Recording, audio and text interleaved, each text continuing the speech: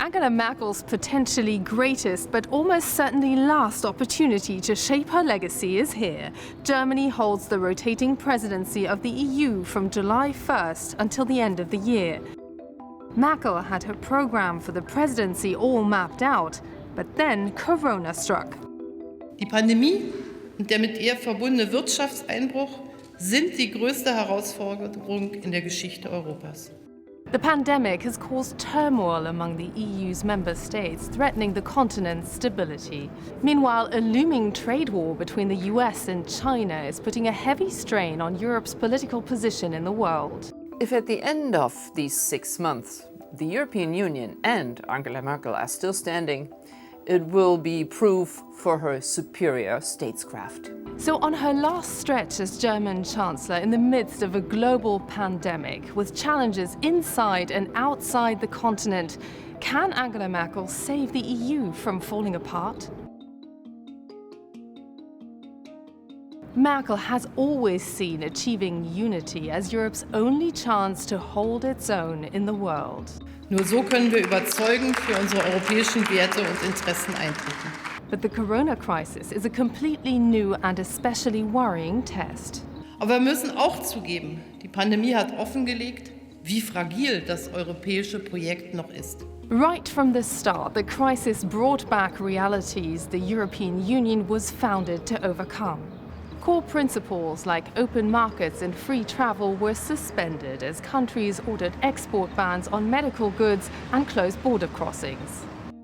The magnitude and speed of the pandemic have demanded quick action, something Merkel's not always known for. But she's taken unprecedented steps this time, even crossing one of her longest-standing red lines. She and French President Emmanuel Macron unveiled a plan to address the crisis by sharing debt around the EU to the tune of 500 billion euros. The very kind of policy Merkel and her conservative allies have been opposing for a very long time. German European policy was not really ambitious before the crisis. So we had the impression as watchers that German EU policy was paralyzed, that Germany was this big fat giant in the middle of Europe, not moving, embracing the status quo. So now Corona happened and the giant started to move, and I think this is a very good sign.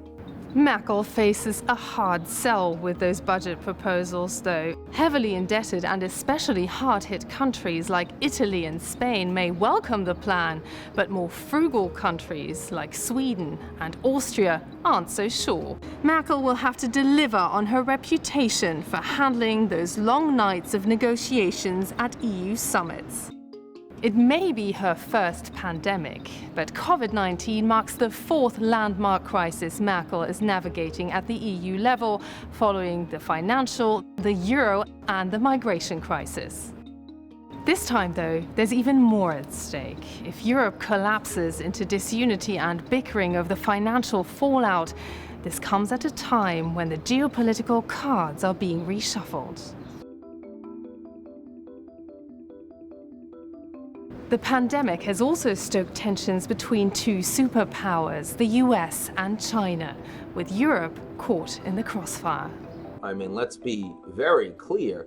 This is a depression, it is a pandemic, and it is a G0 geopolitical backdrop. I mean, you and I in our lives have never experienced a crisis this big, impactful. And we don't know exactly what the world order is going to look like coming out of this. Angela Merkel is now trying to prevent Europe from playing battleground to a full-blown trade war. She was planning all along to make relations with China a top priority during Germany's EU presidency. And that presents her with a tough balancing act. On the one hand, seeking closer ties with Beijing, and on the other, warning how strikingly different values are between the EU and its second-largest trading partner. Ein Land, mit dem es tiefgreifende Unterschiede in den Fragen der Rechtsstaatlichkeit, Freiheit, Demokratie und der Menschenrechte gibt, denken wir allein an die Lage in Hongkong mit Blick auf das Prinzip ein Land, zwei Systeme. There's not just the issue of Hong Kong, but also Beijing's systematic repression of fundamental freedoms, including the mass detention of China's Uyghur Muslim minority. Merkel is also treading a fine line towards Trump's America. While continuing to stress that the US is Europe's closest ally, Trump's continuous departure from key global institutions like the World Health Organization is widening the transatlantic gap. Now, to be clear, the US-German relationship, particularly the personal relationship between President Trump and Chancellor Merkel, is truly broken. Merkel has long given up trying to discuss facts with Trump, silently resigning herself to his policy of symbolism, like his announcement to withdraw troops from Germany. And her passive approach to his aggressive tone isn't expected to change anytime soon, no matter what he throws at her next. Defending Western values in a looming US-China trade war during Corona times, plenty of ingredients for the perfect geopolitical storm. Merkel's strategy in situations like these has often been one of reacting rather than acting, something that has earned her the standing criticism of lacking a vision for Europe. But when the going gets tough, Merkel also has a reputation for forging a common EU line, even if there's no common foreign policy to speak of. Will we have a Cold War between the Americans and Chinese? That is actually an open question right now.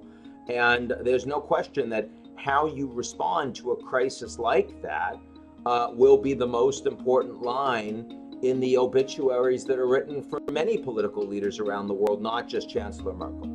Outwardly, Merkel has signaled little interest in how history will view her leadership, but there's no doubt that legacy-making moments are at hand. If she can get Europeans to agree on a path out of the crisis and into a more united future, this would guarantee her a place in Europe's Hall of Fame. Failure, however, could see Europe tumble into its biggest crisis yet, and Angela Merkel would be the leader who let it happen on her watch.